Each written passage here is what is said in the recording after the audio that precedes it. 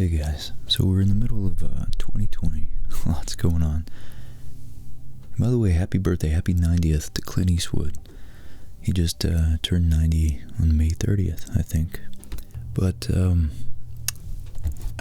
and Molly, during the beginning of the quarantine, did this solar system puzzle. And it was really fun. I forgot how much fun puzzles really were. And I originally got this to do a video on like 6 months ago, but we ended up, unwrapping it, doing the puzzle, and so I wanted to whip up some facts and just redo at least part of the puzzle on camera, because it's really, I like the handling, and, obviously we all like space, and my poll that I asked you guys about on the channel the other day was came in 50% of you guys wanted space themed videos, so I definitely want to do a lot more of that. And 30% of you loved ancient history. So as I was writing the script for this, just an attempt at a coherent series of facts in a some sort of logical train of thought from the sun out to Neptune, it got me thinking about why we actually enjoy space so much, and what about it draws us to it. And there's a lot of things. Its size, fundamentally its scale is us.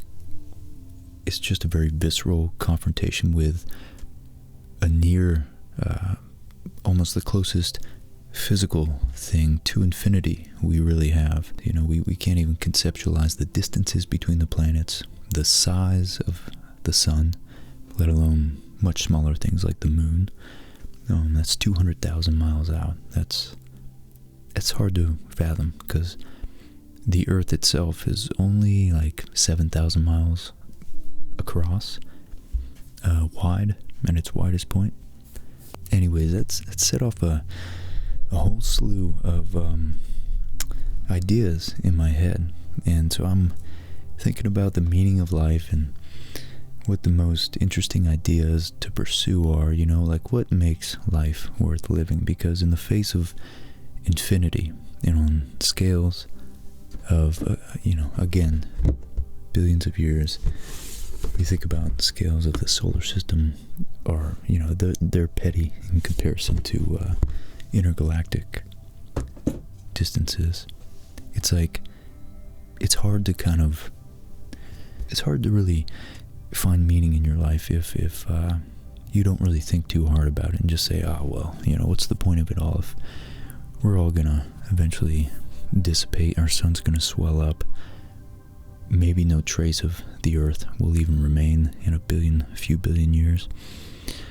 And it got me thinking about, well, what are the things that give us meaning? And that's why I made that post here. What experience, it was a questionnaire, I guess, just to comment on if you guys were interested in. What experience has made you feel the most alive? And I got 176 of you guys, or a couple of those are my responses, but a lot of people responded, a lot. So I want to run through that and give us an idea of what it means to be alive, and what experiences evoke the most meaning. Because to be alive means to, I think, to find meaning in a particular experience, in a purpose. And it's like the most profound experiences are those that make life worth living. They offset the suffering. They offset all the downside of life, the finitude of life. And I gotta start reading more, but I can always quote the same thing. But William Blake's "To see infinity," his line in one of his poems, "To see infinity in a grain of sand," it's just very symbolic of, in the most intense moments, how deep and lasting and you know, how far they resonate with us. You know, we can go weeks, as we've all experienced, I'm sure, and it seems like time flies by. You know, during this quarantine, it's like March and then June, all of a sudden, it's just right there. But at the same time, in the most intense experiences, and I hope some of you guys are profiting off some of the downtime if you're in the position to be able to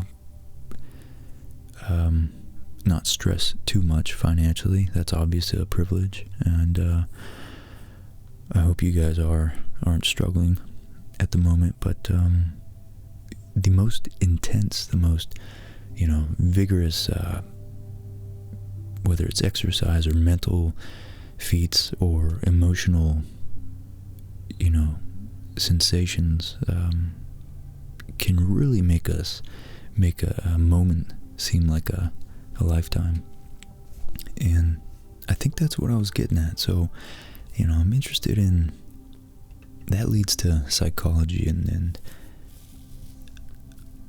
I found out that's look up, looking at this website here. Let's see, brain memory, I think it was.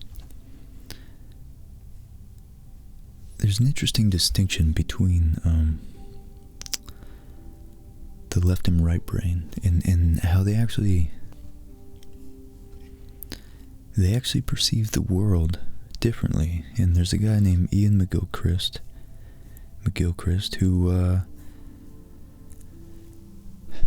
he wrote a book called The Master and His Emissary, and it's that he actually tries to he's a psychologist or a psychiatrist and very familiar with the science of neurology, and he took a very intriguing look at the distinction between how the left brain and right brain perceive the world.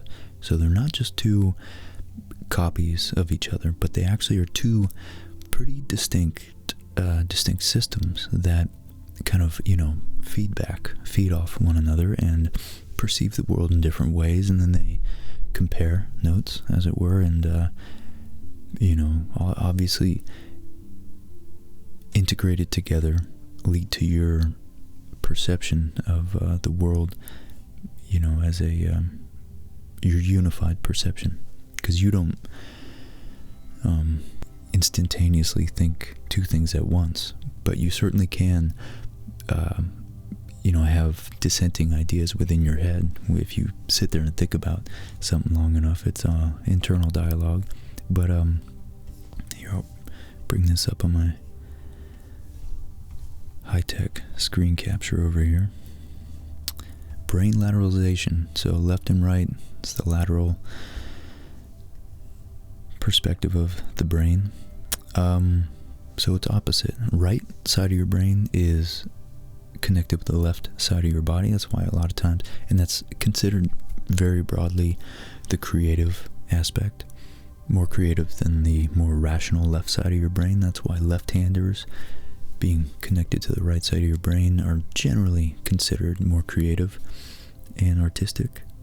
But McGilchrist's conception of the brain, what he found, not just you know, not just speculating, but he actually applies a lot of different studies, scientific studies, to his philosophy here. It's more in-depth than just creative and intellectual. The right side of the brain, the creative side, so to speak, is more intuitive. Its thought is more holistic.